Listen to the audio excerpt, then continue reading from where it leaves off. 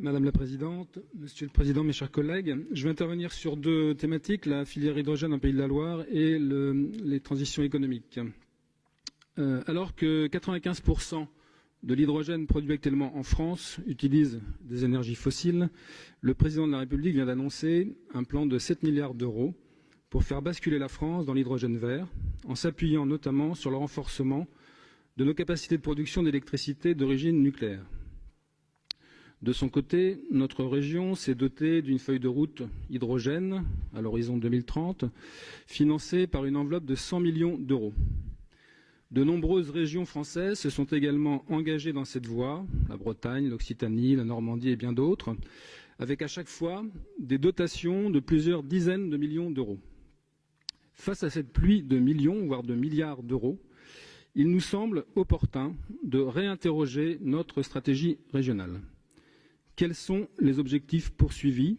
Devenir l'une des premières régions hydrogène, voire la première région hydrogène, peu importe que celui-ci soit vert ou gris. Positionner l'hydrogène comme un élément central d'une vraie transition énergétique régionale. Les constats sont là, notre région reste malheureusement en tête dans les progressions de consommation d'énergie. Les projections de capacité de production d'électricité d'origine renouvelable restent faibles à 10 ans, avec le risque de ne pas pouvoir fournir d'hydrogène vert aux projets que nous finançons par ailleurs.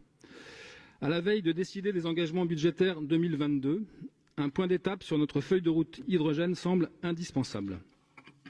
Où en sommes-nous dans la mise en œuvre et dans les engagements de dépenses? Notre mix énergétique est-il suffisamment diversifié, adapté aux besoins des 10 ans à venir en matière d'hydrogène vert? Des enveloppes financières peuvent-elles être dégagées ou réaffectées pour renforcer nos capacités de production, sans oublier la nécessaire stratégie d'économie d'énergie? Nos collaborations et complémentarités avec les projets portés par l'État et d'autres régions françaises ou européennes sont-elles évaluées?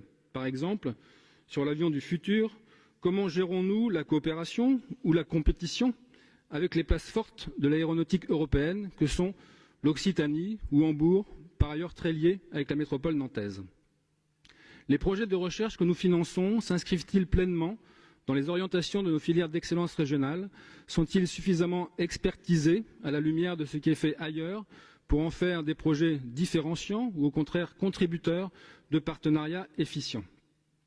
Ce point d'étape indispensable, associant les acteurs territoriaux, nous permettra, j'en suis persuadé, de confirmer, réorienter ou recentrer notre stratégie hydrogène et de maintenir la longueur d'avance que nous avons gagnée au fil des ans depuis la création de la mission hydrogène Pays de la Loire. Je vais intervenir maintenant sur le deuxième sujet, le soutien aux transitions en Pays de la Loire. Madame la Présidente, chers collègues, nous sommes inquiets. Les salariés, les jeunes en formation, les demandeurs d'emploi de notre région sont inquiets. Les annonces et les rumeurs se multiplient ces dernières semaines. Le grand port maritime Nantes-Saint-Nazaire et ses 26 000 emplois directs et indirects annoncent une baisse d'activité de 40%, principalement liée à la chute des trafics d'énergie. Ainsi, la raffinerie de Donges est à l'arrêt depuis près d'1 an et nous attendons avec impatience le redémarrage de la production. La centrale de Cordemais voit son projet de reconversion éco-combuste stoppé après des mois de réflexion, d'investissement sans précédent des salariés et des acteurs du territoire pour en faire un projet emblématique de transition énergétique, et ce malgré le contrat de reconversion signé avec l'État.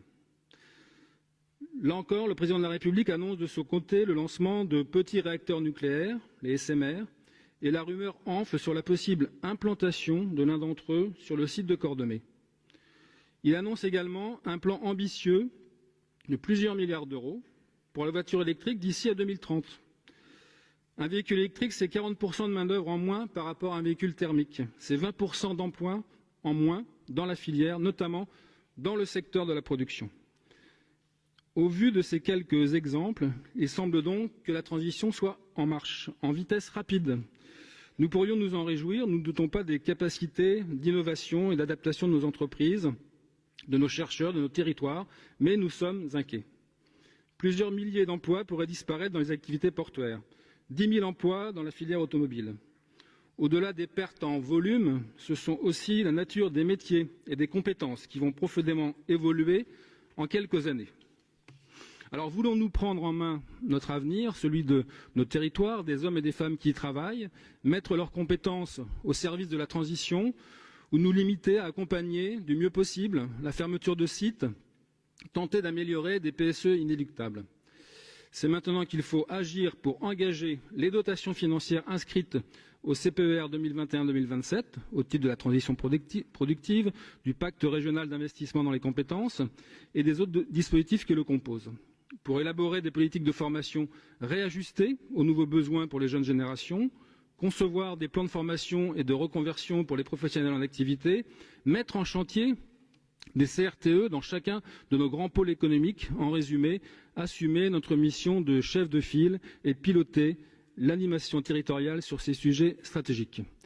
Nous ne voyons rien de tout cela dans le plan de mobilisation pour l'emploi qui nous est proposé, car il ne traite que des questions conjoncturelles et ne s'inscrit pour l'instant absolument pas dans la préparation de la transition économique que nos territoires, nos filières d'excellence vont devoir engager.